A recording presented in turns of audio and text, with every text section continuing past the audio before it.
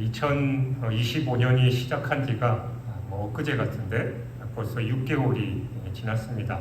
흔히들 나이에 비해서 이 세월이 가는 속도가 달라진다고 하죠. 10대 때는 10km로 가면 7, 80대는 7, 80km로 그냥 세월이 그렇게 빨리 흘러간다라는 의미입니다.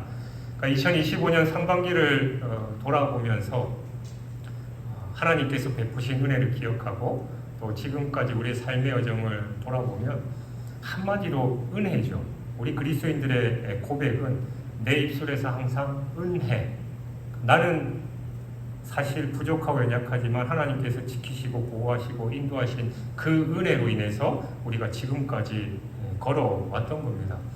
나름대로 2025년 숨가쁘게 달려왔고 이제 7월 첫째 주 맥주 감사주의를 맞이해서 우리가 상반기를 돌아보고 또 남은 하반기를 어떻게 살아가야 할지를 돌아보는 그런 시간을 갖는 게 참 중요합니다.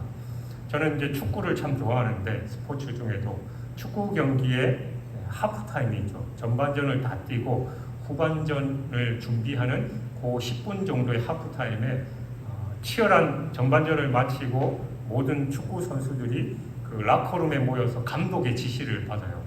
저는 이제 가끔 주일 저녁에 하는 그 예능 프로그램 주일 저녁에는 잘 못 보고 가끔 이제 인터넷이나 유튜브로 축구 예능 프로그램을 보는데 이제 어느 날 보니까 이제 감독이 전반전 내내 그 경기가 못마땅한 거예요. 그러면서 이제 당연히 경기가 좀 지고 있었는데 후반전을 앞둔 그 하프타임 그 시간에 라커룸에 딱 들어가니까 사실 여러분들도 마찬가지지만 내가 잘했는지 못했는지 내 스스로가 가장 잘 알잖아요. 그러니까 선수들이 풀이 죽어가지고 고개를 푹 숙이고 아무 말도 못하고 있으니까 감독이 딱 들어가면서 인상을 팍 쓰면서 하는 말이 너네들 내가 왜 필요해? 그러는 거예요. 그러니까 감독이 지시한 대로 선수들이 따라줘야 감독이 필요한데 니네 마음대로 할 것 같으면 감독이 왜 필요해 하면서 막 화를 내는 그런 장면을 봤었습니다. 여러분 사실 축구 경기에 있어서 현장에서 뛰는 축구 선수들도 당연히 중요하죠. 그러나 그 전체를 지휘하는 그 감독이 누구냐에 따라서 그 개개인의 경기력이 극명하게 차이가 나는 겁니다. 그 교향 악단도 마찬가지죠. 지휘자가 누구냐에 따라서 그 음악의 질이 확연히 차이 나는 게 일반적입니다. 우리도 이 축구 경기의 하프타임을 맞이하는 우리 2025년 이 중간에 우리의 삶이 이 하프타임을 어떻게 지내느냐에 따라서 달라진다는 걸 기억해요. 그러니까 아까 얘기했던 그 감독이 화를 내고 나서 막 지시하고 나니까 이 선수들이 이제 정신을 바짝 차리게 되고 감독이 다시 한번 강조했던 그 지점에 대해서 자기들이 유념하고 경기에 뛰니까 그 경기가 전반전과는 완전 다른, 그러니까 똑같은 선수들이 뛰었음에도 불구하고 후반전은 완전 다른 경기로 그 경기에 승리하는 경우가 자주 있다는 겁니다. 우리도 2025년 상반기를 어떻게 달려왔는지 지난 일이니까 어쩔 수 없어요. 잘한 것은 우리가 계속해서 또 노력을 기울이면서 잘하면 되고 잘못한 게 있다면 지금 이 시간 그 잘못된 점이 무엇인지를 깨닫고 바른 길로 달려가는 게 필요합니다. 오늘 본문 시편 116편에서 시인은 이 자신의 삶에 베푸신 하나님의 크신 은혜를 절절하게 고백하면서 이렇게 외치고 있습니다. 내게 주신 모든 은혜를 내가 여호와께 무엇으로 보답할까? 그러니까 이 외침이 오늘 이 맥주감사주의를 맞이하는 저와 여러분의 모두가 하나님 앞에서 드려야 할 신앙의 고백이자 결단이 되어야 될 줄 믿습니다. 이 시간 은혜의 하프타임을 맞이해서 상반기 이 6개월의 시간을 감사로 돌아보고 새로운 이 하반기의 6개월을 믿음으로 준비하는 지혜와 결단이 우리 모두에게 있기를 간절히 소망합니다. 먼저 우리는 지난 6개월의 시간을 정직하게 돌아봐야 됩니다. 여러분의 2025년 상반기 달력에 이 어떤 기억들로 채워져 있습니까? 분명히 좋은 기억들도 있을 거예요. 자녀가 취업한 일, 또 결혼 소식에 기뻐했던 순간들도 있었을 것이고 사업의 어려움 속에서 기적적으로 하나님께서 물질을 채워주셔서 또 그 필요를 넘겼던 그런 경험들, 가족들이 큰 병 없이 건강하게 지내준 것에 대한 안도감, 그리고 기도하던 문제가 응답받아서 하나님께 영광 돌렸던 감격의 순간들이 있었을 것입니다. 또 뭐 개인적으로 이런저런 경조사에서 우리는 기쁜 일들도 분명히 있었습니다. 이런 명백한 은혜 앞에서는 사실 누구나 감사하고 또 하나님께 영광 돌릴 수 있어요. 그리고 기쁜 일이 있으면 우리 또 기분이다 해서 교회에 떡도 내고 막 그렇게 좋은 일 있으면 누구나 자발적으로 그런 일들을 합니다. 하지만 어둡고 힘겨운 기억들이라고 왜 여러분의 삶에서 없었겠습니까? 예기치 못한 질병으로 고통받았던 시간들도 있었을 것이고, 사랑하는 사람과의 관계가 틀어져서 마음 아파했던 날들도 있었겠죠.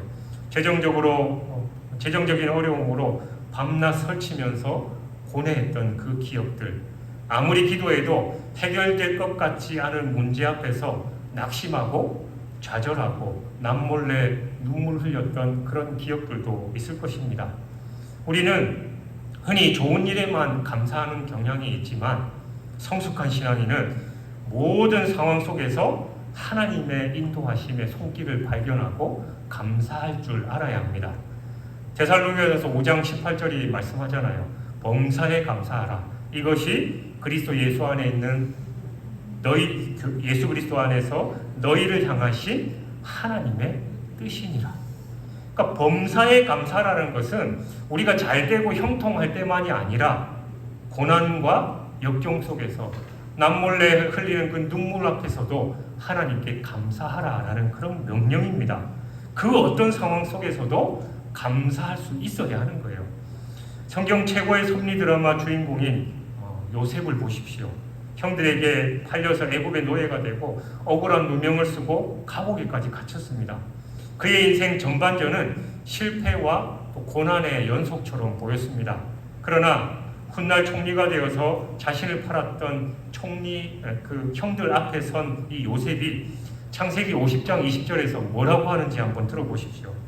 당신들은 나를 해하려 하였으나 하나님은 그것을 선으로 바꾸사 오늘과 같이 많은 백성의 생명을 구원하게 하시려 하셨나니. 그러니까 요셉은 자신을 둘러싼 모든 환경, 심지어는 형들의 그 악한 행동 속에서도 모든 것을 합력하여 선을 이루시는 하나님의 그 위대한 섭리를 봤다라는 겁니다. 그러니까 모세는 하나님께서 이스라엘 백성들을 어떻게 인도하셨는지에 대해서 신명기 8장 2절에서 이렇게 말합니다. 내 하나님 여호와께서 이 40년 동안에 내게 광야길을 걷게 하신 것을 기억하라. 이는 너를 낮추시며 너를 시험하사 내 마음이 어떠한지 그 명령을 지키는지 알기 위함이라. 그러니까 광야의 길을 걷는 동안 이스라엘 백성들은 때로는 배고픔과 목마름 또 두려움과 원망을 경험했습니다. 그러나 하나님은 만나와 메추라기 그리고 반석에서 물을 내시면서 구름 기둥과 불 기둥으로 그들을 구체적으로 인도하셨습니다. 우리의 상반기도 이와 마찬가지예요. 때로는 힘들고 때로는 기쁘고 때로는 이해할 수 없는 일도 있었지만 그 모든 순간마다 하나님의 은혜와 또 섭리가 있었음을 우리는 믿습니다. 사랑하는 여러분, 지난 6개월 동안 우리에게 있었던 좋은 일은 하나님의 선물이었음을 믿고 감사하십시오. 그리고 힘들고 어려웠던 일들 속에서 우리를 단련시키시고 가장 선한 길로 인도하시는 하나님의 은혜가 숨어 있었음을 또 깨닫고 감사하시기 바랍니다. 그럴 때 우리의 감사는 더 깊어지고 우리의 믿음은 더 단단해지는 것입니다. 축구 경기에서 하프타임은 이 감독이 선수들에게 전반전의 문제점을 지적하고 또 새로운 전략을 지시하는 그런 시간입니다. 마찬가지로 하나님께서 때로는 우리의 삶의 고난이라는 이 연단과 또 인고의 시간을 허락하셔서 우리를 훈련시키시고 더 위대한 후반전을 준비하게 하십니다. 혹시 지난 상반기 이해할 수 없는 고난으로 힘드셨던 분 계십니까? 왜 나에게 이런 시련이 찾아왔는지 원망하고 있지 않은지 우리 스스로를 한번 돌아보십시오. 그런데 기억하시기 바랍니다. 하나님께서 허락하시는 고난에는 반드시 목적이 있습니다. 그것은 우리를 망하게 하려고 하는 게 아니라 우리를 하나님의 사람으로 빚어가시기 위한 특별한 훈련이에요.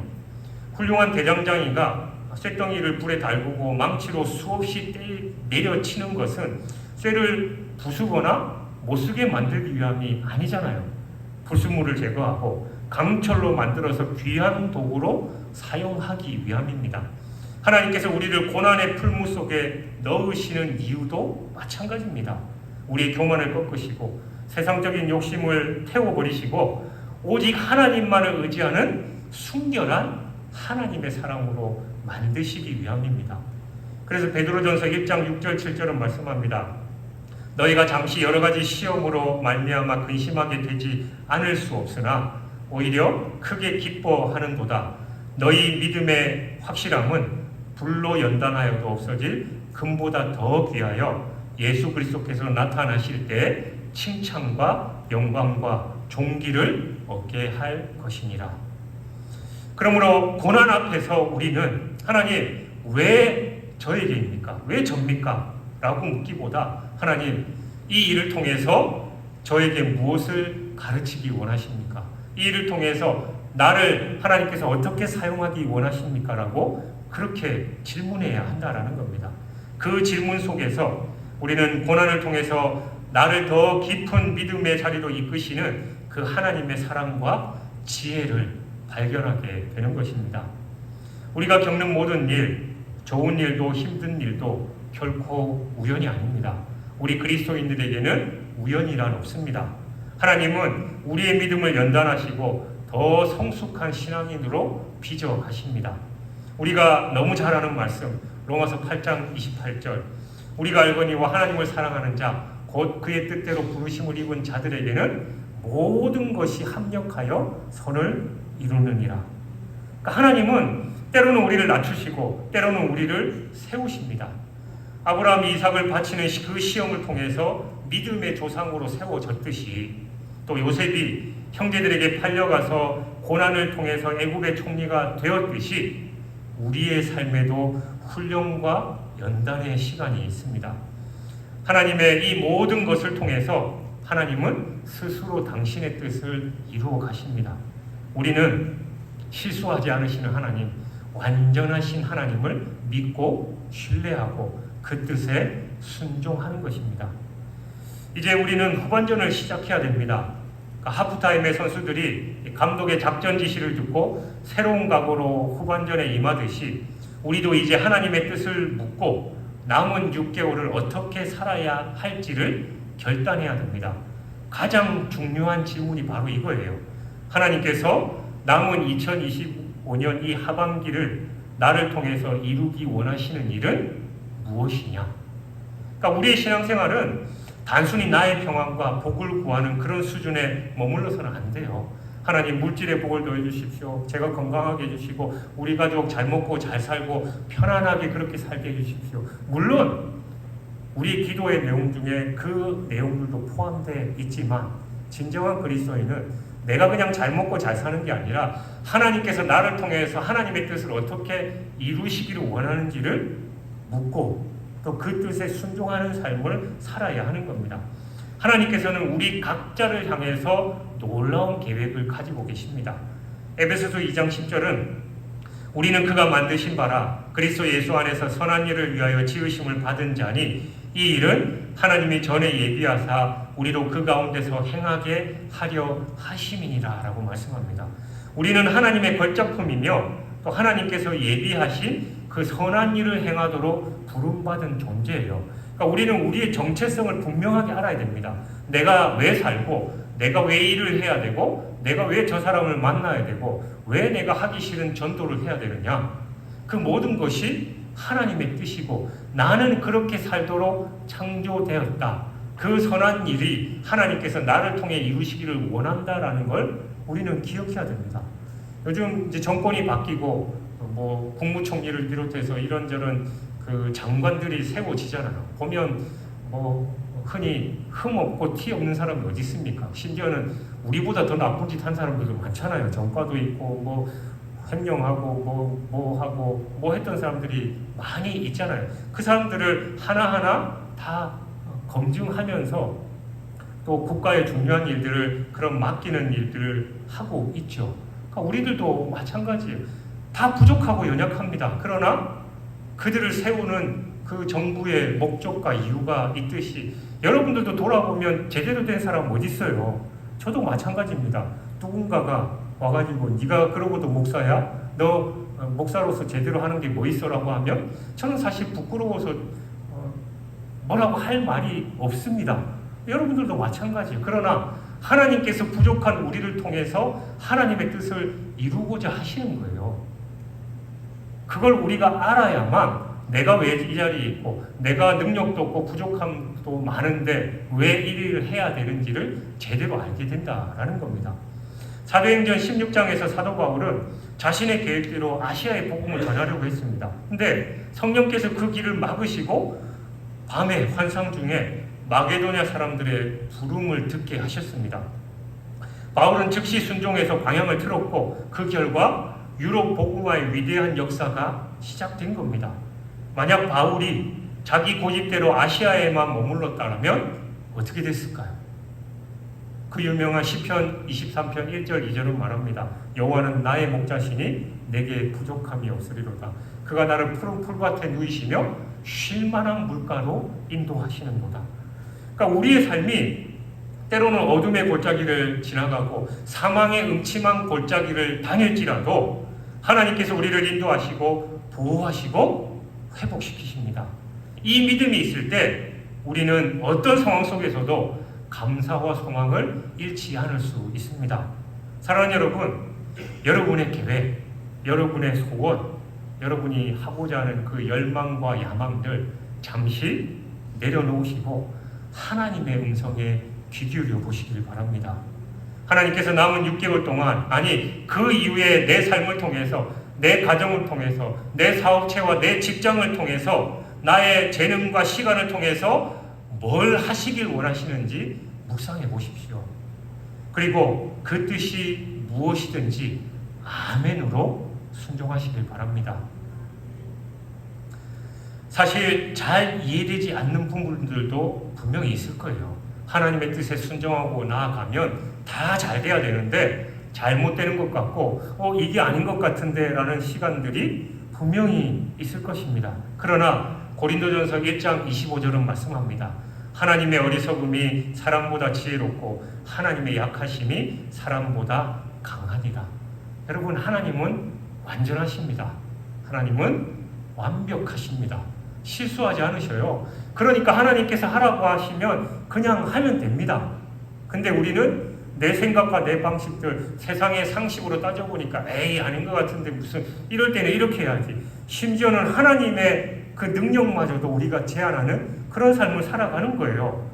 우리가 하나님의 말씀에 just do it, 그냥 순종해서 행하면 그 순종의 발걸음 위에 하나님의 놀라운 역사, 하나님의 기적이 일어날 줄 믿습니다. 왜 내 삶에는 하나님이 개입하지 않으시고 왜 나는 다른 사람들은 어마어마한 기적들도 경험하고 막 그러는 것 같은데 나는 왜 늘 이런 삶으로 살아가지? 하나님은 나를 사랑하시지 않으시나?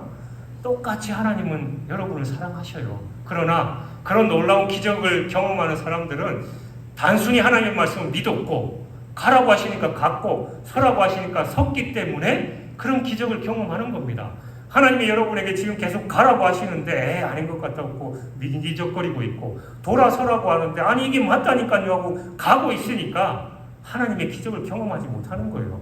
내 생각, 내 방식들 다 내려놓고 말씀하신 그 말씀대로 순종해서 기적을 경험하는 여러분 되시길 주님의 이름으로 축원합니다. 하나님께서 우리를 통해서 이루시길 원하시는 가장 기쁘고 영광스러운 일이 그럼 뭘까요? 그게 바로 잃어버린 한 영혼을 주님께로 인도하는 일입니다. 하반기 우리가 감사와 순종의 열매로 하나님께 올려드려야 할 가장 구체적인 행동이 바로 전도입니다. 우리 교회는 한 성도가 한 영혼을 주님께로 119 전도 운동을 펼치고 있습니다. 119 여러분들 어떨 때 부르셔요? 위급한 상황에 구하는 일이 119입니다. 그게 생명을 구하는 번호예요. 마찬가지로 죄와 죽음의 위급한 상황에 놓인 영혼을 구원하는 일이 바로 119 전도운동의 핵심입니다. 전도는 사실 거창하고 또 어마어마하게 어려운 일이 아닙니다. 요한복음 1장 41절 42절에 보면 예수님을 만난 안드레가 가장 먼저 한 일이 뭐냐면 자기 형 시몬을 찾아가서 우리가 메시아를 만났다라고 말하면서 그를 예수님께로 데려온 거예요. 그 가장 가까운 사람, 내가 가장 사랑하는 사람, 그들에게 내가 만난 예수님을 소개하는 것, 그게 바로 전도의 시작입니다. 하반기 우리 각자의 마음속에 119 전도 대상자 한 명을 품고 기도하기를 결단하기 바랍니다. 저 뒤에 로비에 가면 이 태신자 대상자를 적어내는 게 있어요. 여러분들 충분히 기도하시고 내가 저 영혼을 하나님께로 올려드려야 되겠다라고 좀 제발 적어내셔요. 그러면 저도 기도하고 우리 종부기도팀의 저기 1층에 명단들을 다 올려놓고 함께 기도해야죠. 왜 기도를 안 합니까? 기도해야 하나님이 일하셔요. 여러분이 하는 것 같지만 착각하지 마십시오. 지금까지 여러분 인생 여러분 뜻대로 됐습니까? 하나님께서 역사하셔야만 가능합니다. 특별히 영혼을 살리는 일, 교회 일을 감당하는 일은 더더욱 그렇습니다. 근데 우리가 기도하고 결단하더라도 저절로 되는 일은 이 세상에 아무것도 없습니다. 노력을 해야 돼요. 그것을 위해서 우리는 다음과 같은 실질적인 행동들을 해야 됩니다. 먼저 구체적으로 기도하십시오. 매일매일 그 사람 이름을 부르면서 구원을 위해서 기도하시기 바랍니다. 그리고 실질적으로 다가가야 돼요. 따뜻한 식사 함께하고 진심 어린 전화통화하고 또 문자나 메시지를 통해서 그 사람의 안부를 물으면서 마음을 여는 일이 필요합니다. 그리고 진솔한 대화를 나누십시오. 나의 삶에 베푸신 하나님의 은혜, 내가 하나님을, 예수님을 믿고 변화된 삶의 이야기를 그들에게 나누어 주는 거예요. 어제 이렇게 짧은 영상을 봤는데 두 연예인이 이제 대화를 하는 거예요. 한 명은 이제 교회를 다니면서 하나님을 만난 얘기를 막 하고, 그러면 하나님을 만나고 신앙생활을 잘하는 사람은 어떻게 합니까? 자기랑 가까운 사람, 또 친한 그 동료들을 전도하기 위해서 노력할 거 아니에요. 그러니까 계속 복음을 전하고 그러니까 그 반대편에 있는 그 가수인데 그 가수가 이러는 거예요. 자기는 어릴 때 불교 집안에서 자랐는데 자기는 교회 중창단에서 활동했다라는 거예요. 근데 이제 지금은 신앙생활 안 하는데 자기는 왜 교회 다른 사람들이 저렇게 사람들을 전도하려고 강요할까, 이런 게 사실 별로 마음에 안 들어 하면서도 그 자기 선배 가수 형한테 그러는 거예요. 아니 형이 나를 전도하려고 하고 교회를 인도하려고 하는, 나는 그 마음 너무 잘 안다. 그 좋은 거, 그게 정말 진리라고 생각하는 그걸 왜 나에게 가까운 사람에게 말하지 않겠느냐. 근데 자기는 어쨌든 그 마음도 충분히 이해하는데 나는 꼭 예수님을 믿어야 천국 가고 그것보다도 내가 믿지 않고 내 삶을 즐기고 영위할 수 있는 그런 권리도 있다라고 생각한다. 이러는 그런 영상들이 들어요. 근데 여러분, 그렇게 하나님을 꼭 믿어야 천국 가고 그냥 이 삶을 잘 살아가면 되지라고 생각하는 사람들이 대다수의 일반적인 사람들이에요. 우리 작년에 처음 교회 나오셔서 이번에 부활주일을 세례받으신 몇몇 분의 성도들도 마찬가지잖아요. 그 전에 그 부인들이 맨날 교회 가자고 하면 난리를 치고 전문용어로 쌍욕을 하면서 막 그렇게 했던 분들도 계시다는 얘기 들었고, 교회 가냐고 막 이러고 있는데 지금은 오히려 반대로 친구가 전화 오면 나 교회 가야 돼. 교회를 가야 되는 거예요. 그러면 친구들이 또 주변 가족들이 저 사람 왜 이러냐 이러고 놀랄 정도로 사람이 변화되는 겁니다. 그러니까 그렇게 되는 거예요. 그러니까 그런 사람들이 스스로 발걸음을 했나요? 오랜 기간 기도를 했고 또 계속해서 복음을 전할 때 그들의 삶이 변화되고 성령이 역사하셨기 때문에 이 자리에 앉아서 같이 예배를 드리는 거예요. 여러분들, 여러분의 가족들, 여러분의 부모님들, 또 형제들, 자녀들, 예전에 열심히 신앙생활 하다가 교회 안 나온 자녀들 많이 있잖아요. 그들이 지금 어떤 삶을 삽니까? 근데 그런 얘기하죠. 그들은 그래도 어릴 때부터 교회 다녔기 때문에 그들 마음에 하나님을 믿는 믿음이 있습니다. 여러분, 믿음은, 행함이 없는 믿음은 죽은 거예요. 하나님을 안다고 하는 거하고 믿는 거는 차원이 다른 겁니다. 그래서 우리가 그들을 위해서 기도해야 되고 하나님 앞에 나아가서 예배하는 삶을 살아야 됩니다. 그 선한 일을 위해서 지으심을 받은 피조물이 바로 우리 인간이에요. 그러니까 인간은 하나님께 예배하지 않으면서 살면서 잘 먹고 잘 산다? 그건 잘못된 겁니다. 우리는 하나님께 예배하고 하나님께 영광을 돌려야만 우리의 영혼육이 만족하고 행복한 삶을 살아갈 수 있는 그런 존재입니다. 우리가 이렇게 구체적이고 실제적인 노력을 기울일 때 하나님께서 반드시 구원의 열매를 맺게 하실 줄 믿습니다. 올 연말 우리가 품고 기도했던 그 한 영혼이 함께 이 자리에서 감사 예배를 드릴 수 있다면 그것보다 더 큰 기쁨과 보람이 어디 있겠습니까? 여러분들도 기쁘고, 그런데 저 하늘 하나님은 자리에서 벌떡 일어나셔서 그들을 환영하고 기뻐하시는 거예요. 이 모든 다짐과 계획이 사실은 우리의 힘과 노력으로만 이루어질 수 없다는 걸 우리는 잘 압니다. 그래서 우리에게는 이 모든 것을 이끄시는 하나님의 인도하심을 굳게 신뢰하는 믿음과 또 반드시 이루어지실 것을 바라는 이 소망이 필요합니다. 그리고 믿음과 소망을 굳건하게 해주는 두 가지 기둥이 있는데 바로 말씀과 기도예요. 예수님께서 마태복음 7장 24절에서 누구든지 나의 이 말을 듣고 행하는 자는 그 집을 반석 위에 지은 지혜로운 사람 같으니니 라고 말씀하셨습니다.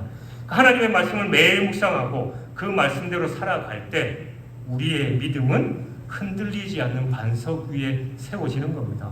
여러분, 믿음은 들음에서 나는 거예요. 그냥 가만히 있다고 나는 게 아닙니다. 말씀을 읽어야 되고 말씀을 들어야 믿음이 생기는 겁니다. 그럴 때 우리의 믿음이 흔들리지 않는 반석 위에 세워지는 거예요. 하반기 어떤 비바람과 홍수가 몰아쳐도 그 말씀 위에 세워진 믿음은 흔들리지 않는 겁니다. 또한 기도는 하나님과의 영적인 대화이자 호흡입니다. 기도를 통해서 하나님의 뜻을 분별하고 그 뜻을 행할 능력을 공급받습니다. 기도의 줄을 놓치는 순간 우리는 길을 잃고 넘어질 수밖에 없습니다. 그래서 매 순간 하나님께 기도해야 하는 거예요. 사랑하는 여러분, 남은 6개월 다른 어떤 것보다 이 말씀 묵상과 기도의 자리를 지키시기를 결단하시기 바랍니다. 매일매일 새벽 기도를 통해서 아니면 여러분의 각자 처한 자리에서 아니면 나는 아침형 인간이 못 되니까 저녁에 그런 시간에라도 하루를 말씀으로 시작하고 기도로 마무리하는 그 경건의 훈련을 날마다 해야 되는 겁니다. 훈련입니다. 훈련은 그냥 되는 게 아니에요. 제가 어떤 영상을 봤는데 어떤 아이가 이 수학적인 천재예요. 근데 이 수학 문제를 잘 안 푸는 거예요. 얘가 이제 미국에서 이제 교육을 좀 받았었는데 그러면서 티처스인가 그런 프로그램 있잖아요. 일타 강사들이 와서 걔네들 그 공부하는 걸 확인하고 했는데 얘는 이제 약간 그러는 거, 왜 수학을 그냥 공식을 외워야 되고 그냥 무식하게 풀어야 되냐. 나는 그 과정과 검증하는 과정을 다 알고 있다. 그래서 나는 그것만 알면 되고 열심히 수학 문제 그냥 무식하게 그렇게 풀 필요 없다라고 하니까 그 수학 강사가, 일타 수학 강사가 답답해하면서 하는 말이 그거예요. 여러분, 저 요즘 메이저리그에서 가장 핫한 그 일본의 어떤 선수는 투수와 타자를 다 겸하는데 투수, 타자 둘 다 메이저리그에서 탑티어예요. 그러니까 누구나 인정하는 그런 사람. 그러면서 그 선수나 그리고 유명한 축구 선수, 우리 손흥민 선수나 이런 사람들 얘기하면서 그 사람들이 골 넣는 방법을 모르는 것 같니? 그리고 드리블 하는 거나 또 치고 던지는 그 방법을 모르는 것 같냐고. 그 사람들은 전 세계적으로 유명한 그 선수가 되기까지 그 누구보다도 그걸 잘 아는 사람이고 알 뿐만이 아니라 매일매일 피나게 연습한다라는 거예요. 손흥민 선수 1화가 있잖아요. 훈련 다 마치면 또 남아서 슈팅 연습이나 아니면 프리킥 연습을 하고 어릴 때 그 아버지가 그 운동장 400m 트랙을 공을 치면서 가야 되는 떨어뜨리면 처음부터 다시 하게 해서 몇 바퀴를 돌기를 매일매일 시켰다라는 거예요. 그러니까 그런 연습과 훈련이 있기 때문에 그 자리에 가는 겁니다. 여러분, 신앙생활도 마찬가지예요. 그냥 신앙생활 교회 그냥 덜렁덜렁 왔다 갔다 하면 그냥 여러분의 믿음이 좋아지고 그럴 것 같으셔요? 천만의 말씀 만만의 콩떡입니다. 신앙생활 우리의 모든 삶의 이치는 마찬가지예요. 연습과 훈련을 해야 됩니다. 기도 잘 안 되잖아요. 그럼 무릎 꿇고 앉아 있어야 돼요. 하루 1분, 5분, 10분 점점점 늘려가야 됩니다. 그리고 봉사하고 말씀 읽는 거 잘 안 되죠. 말씀만 보면 잠 오고 막 그러면 그래도 오늘은 한 장, 그리고 다음 주에는 2장 읽고 3장 읽고 이런 훈련을 해야만 매일매일 말씀을 읽고 기도하는 게 자연스럽게 되는 거예요. 근데 그런 거 아무것도 노력 안 하면서 자기는 그냥 신앙생활 잘하고 싶고 또 하나님 말씀에 순종해서 하나님이 주시는 기적들과 축복들을 받기만 원한다면 말이 안 되는 거예요. 그 애는 자기는 수학 문제 열심히 안 풀면서 수학 만점 받기 바래요. 근데 실질적으로 자기는 다 알고 있는다는데 수학 시험 쳐보니까 절반도 못 맞추는 거예요. 그러면서 자기는 수학 영재라고 막 이러고 있으니까 그 일타 강사들이 막 그냥 독서를 퍼부으면서 그런 얘기를 하는 겁니다. 오늘 시편 기자는 내게 주신 모든 은혜를 내가 무엇으로 여호와께 보답할까라고 묻고 스스로 이렇게 대답합니다. 내가 구원의 잔을 높이 들고 여호와의 이름을 부르며 여호와의 모든 백성 앞에서 나는 나의 소원을 여호와께 갚으리로다. 구원의 잔을 높이 드는 것은 나를 구원하신 하나님의 은혜를 공개적으로 선포하고 찬양하는 거예요. 여러분에게 주신 하나님의 그 은혜를 세상 사람들에게, 여러분의 가족들에게 선포하는 것, 그리고 나의 소원을 갖는 것은 하나님께 약속하고 결단한 바를 삶으로 실천하는 겁니다. 하나님, 내가 저 영혼을 구원하겠습니다라고 하면 구원하기 위해서 열심히 노력을 하고, 내가 하나님 말씀을 매일매일 이렇게 읽겠습니다, 매일 기도를 얼마 정도 하겠습니다라는 결단을 했으면 순종하는 게 내 소원을 갚는 겁니다. 사랑하는 여러분, 2025년 하프타임을 맞이해서 우리 모두 구원의 잔을 높이 드시길 주님의 이름으로 축원합니다. 지난 6개월간에 베푸신 하나님의 은혜를 소리 높여 찬양하십시오. 그리고 이제 새로운 소원을 하나님께 올려드리시길 바랍니다. 남은 6개월 고난 속에서도 감사하고 하나님의 뜻에 순종하면서 한 영혼을 주님께로 인도하고 말씀과 기도로 깨어 믿음의 경주를 완주하겠노라라고 결단하십시오. 그래서 2025년을 마무리할 때 우리 모두가 하나님 앞에 풍성한 감사와 순종, 그리고 전도의 열매를 가지고 나와서 네가 착하고 충성된 종이구나 라고 하나님께 칭찬받고 하나님께 영광 돌릴 뿐만이 아니라 여러분의 그 사랑하는 가족들, 또 친지들, 매일매일 만나는 가까운 이웃들이 여러분에게 네 때문에 내가 살았구나, 네가 아니었으면 내가 하나님을 어떻게 알았겠니? 라고 고백하는 그 삶을 살아가는 저와 여러분이 되시길 주님의 이름으로 축원합니다.